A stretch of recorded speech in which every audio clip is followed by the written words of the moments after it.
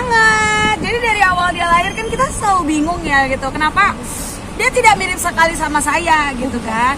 Tapi ternyata ada yang mirip gitu. Walaupun wajahnya nggak mirip tapi ternyata talentanya mirip.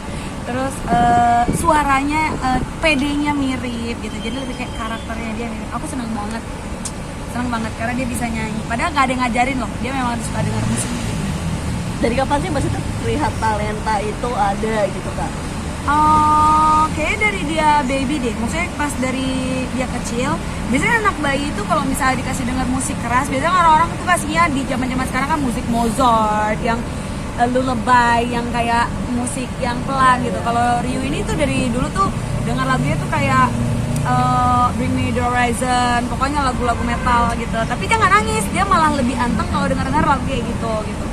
Terus sampai akhirnya umur 2 tahun tuh dia udah bisa nyanyi Happy Birthday Ryu, kayak gitu dia udah bisa nyanyi gitu dan tepat gitu loh nadanya. Jadi tapi nggak aku arahin juga untuk harus ya kamu harus bisa nyanyi les vokal, enggak. Tapi ternyata naluri, naturalnya dia aja. Dan ternyata Ryu ini malah suka koploan, dangdut gitu.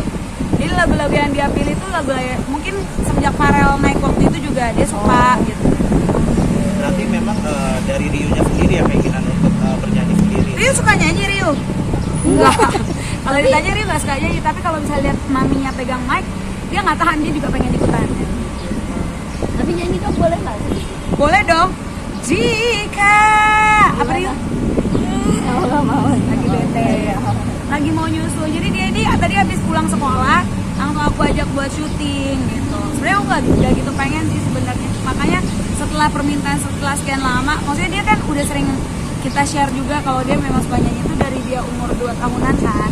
Memang baru sekarang ini. Cuman pas ngelihat, aku nggak mau memaksakan dia padahal nggak mood, tapi aku paksain gitu. Kayak ayo harus gitu. Tapi ngikutin aja sih. Nggak mau ya udah. Kita ngarahin nggak sih Kak, ntar besarnya jadi penyanyi? Kalau mau jadi penyanyi, mau jadi apapun, aku akan bantu ngarahin untuk hal yang dia mau gitu. Maksudnya lebih ke support sih. Misalkan dia mau jadi pembalap, katanya dia mau jadi pembalap nih, ya boleh gitu. Tapi sebelum dia tahu, maksudnya jangan jadi balap liar gitu kan.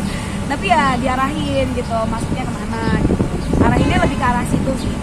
Kalau khusus diarahin karena maminya udah di entertainment gitu kan, terus kayak wah kayaknya ada bakat-bakat entertainment nih di dia Ryu, terus kayak ya udah Ryu langsung bikin channel gini-gini, enggak sih.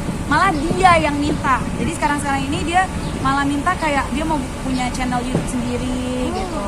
Dia yang kayak habis pulang sekolah, dia habis jajan, beli semuanya dia yang ngatur, dia yang ngidein hari ini konsep reviewnya apa gitu.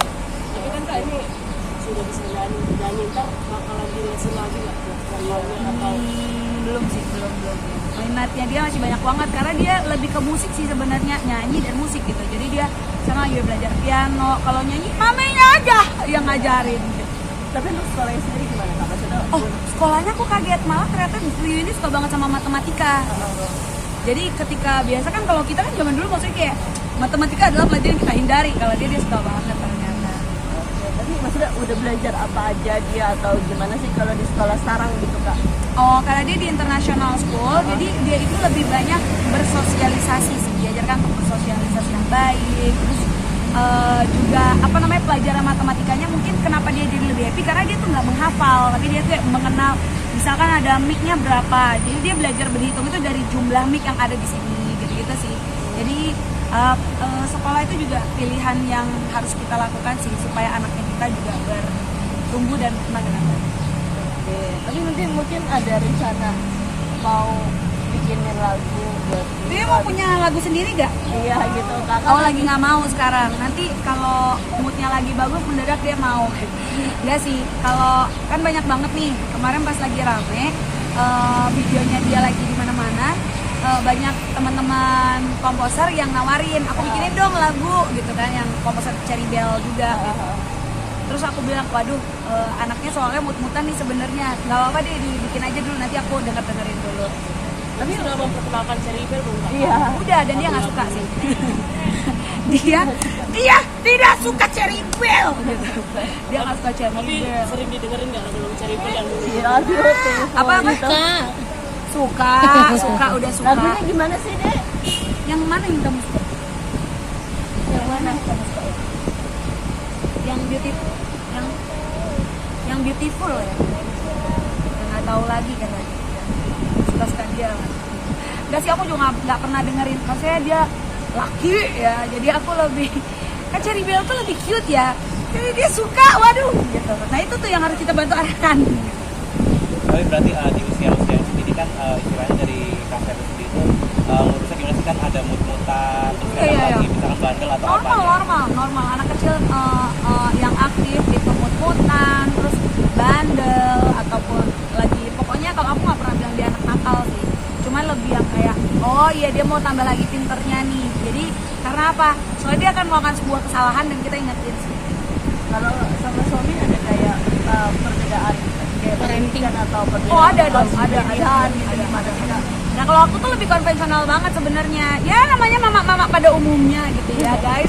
Jadi pemirsa tahu lah ya kalau misalkan kadang-kadang kita lagi sensitif juga, apalagi wanita gitu kan, melihat anak yang lagi apa namanya kayak lagi grumpy, cranky gitu kan, pasti kita juga kebawa kesel emosinya. Nah bapaknya lah tugasnya yang untuk kayak ya kadang-kadang suka selisih paham gitu.